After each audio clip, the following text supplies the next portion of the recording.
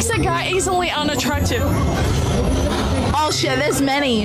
When he doesn't have a fresh haircut, when he doesn't have style, when he looks like a frog. Like, just come on. You got a front look, mama. What makes a guy easily undriven? Just like when he talks about other chicks. Toxic. What's your advice to all the men?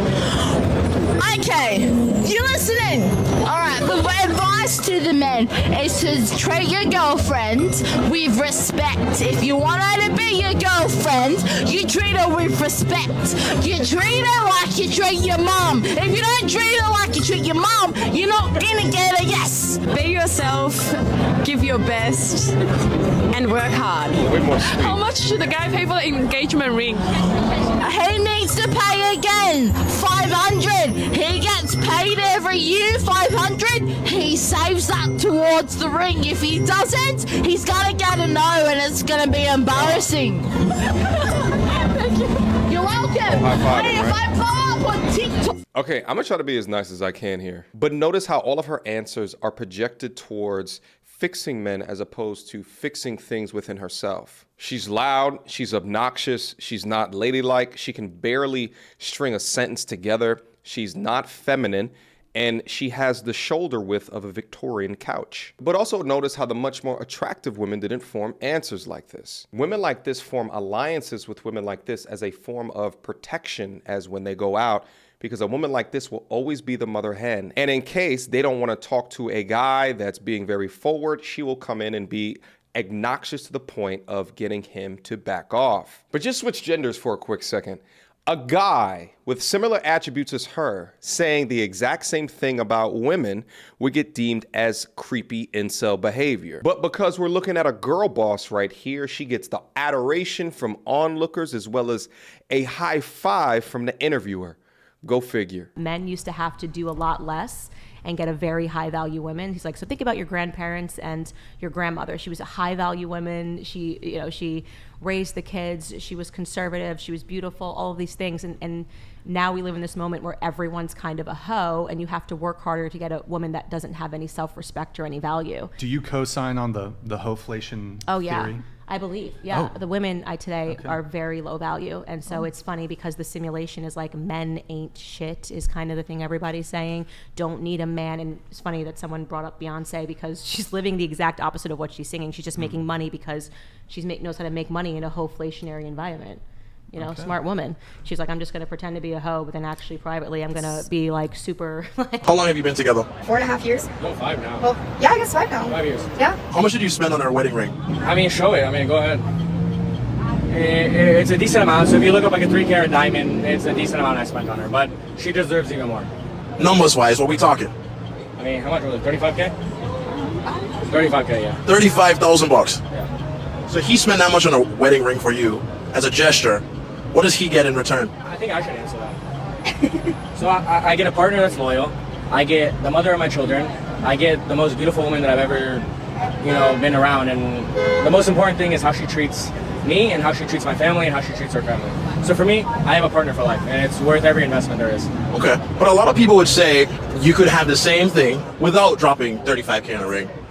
You could. And money's not an issue. Like, if you can get a cheap ring and it's the person that's for you, whatever. But it also depends on how much you make. So, Truth be told, I was about to go in on this guy, but after further critical thought, truth is that we don't know how much money that this guy makes. Shit, $35,000 wedding ring might represent 0.05% of his total take-home income in a given year. The second thing that I want to say is that the interviewer originally asked her, and some might see it as a red flag that she hesitated, and I'll give you that. But the fact is that most modern women never even have to consider the type of value that they bring. But I do like how she deferred the answer in its entirety to him. Why? Because he is the leader, allowing him to craft his own reality and expectations from her through this public interview. But yeah, if he's a rich guy, and by rich guy, I mean he could take $35,000, put it in his front yard, set it on fire, and not think nothing of it, then the intangibles that she brings to him, I guess, is worth it. Is it what I would do? No, but I can't pocket check a young man. So my last advice to him is, my G, nothing lasts forever. So make sure that you get a prenup. Women are so offended when men ask, what do you bring to the table? I'm just being honest. What is so wrong about a man wanting you to add value to his life instead of suck him dry? What is so wrong with that? Why are there so many women out here right now saying, I bring the table to the table? Can you help anything? Can this man ask you for $1,000? If he lost his job right now, or all of the income that this person has, could you provide for the whole family? That's what they mean. They mean that if I am taking care of you and you can't bring anything to the table, you're going to run me dry. Is it that insulting for someone to ask you to be able to provide back, to be able to reciprocate? What's wrong with that? Society got you broke, bum ass, thinking that somebody's supposed to just take care of you all day. If you think just financial, can you calm down when this man is talking? Can you listen? Can you hear him out? Can you not play emotional games? Can you check on him and ask him if he's okay? Do you ask your man if he's happy? Do you know how to tend to children? Do you know how to cook? Do you know how to add value to a house? If a man buys it, can you garden? Y'all be wanting niggas to build houses, but you can't even provide food. They building a house. Can you garden in the back? Where's the table? What do you bring to the table? How are you going to make this man better? Or are you going to tear him down while he provides for you and makes you better? Everybody is narcissistic and thinks that somebody has to do something to benefit them, but they don't have to do it in return. And that's what a lot of women, y'all don't get that? Okay, crack an egg. Another one. Onion, tomato, spinach, some water, some fire. Spray that shit. It should look like this. I don't know, girl. Some cheese, pepper. It should taste really nasty because I'm not a cook and it's my first time. No! God, please, no! No!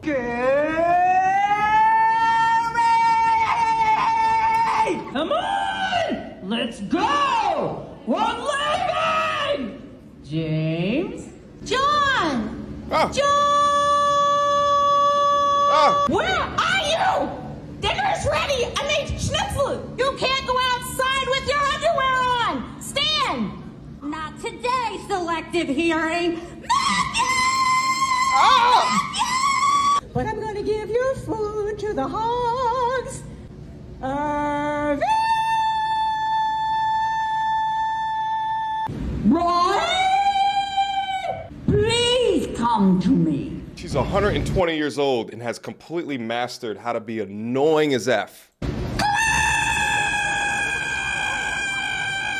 This is exactly why wives outlive their husbands. This is auditory warfare attack. How is this even a thing? It's like a sport to show who can unpiece their husband the best. The shrills of a demon witch wife woman summoning you from the depths of Hades. If you are coming to Japan and planning on going to the gym, let me just warn you, do not wear a matching set.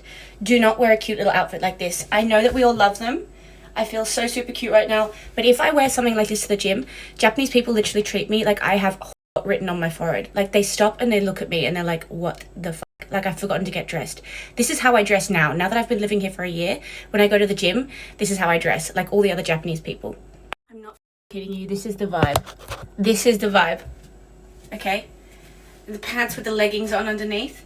This is the look that we go for. Okay, I couldn't feel less hot. I couldn't feel less like working out than in this. But if I wear the other thing, then people literally stop what they're doing and look at me. So this is the vibe. So if you come to Japan, just be prepared. We came to and go. If you just going and not home, hey, baby, you might need to wait for the church retreat. You might not need to come on this trip. You ain't gotta hoe. Everybody do what they want to do. I'm pro-choice. No, because when you not pro-ho, you're anti-ho. I'm sorry. If you're not pro-ho, you're anti. And you are not welcome up in here. We are supporters of sluts, whores, dick suckers, and all things above. Okay? We are pro everything. I don't believe in shaming at all, especially when it comes to your kids, but my daughter represents me. I'm not going to call her a whore. But I'm definitely gonna have a conversation with her because she's not gonna be out here in these streets looking ran through like most of these modern day women. Sorry. I need class in my life and my family. With my daughters, I'm sorry. But she's not property.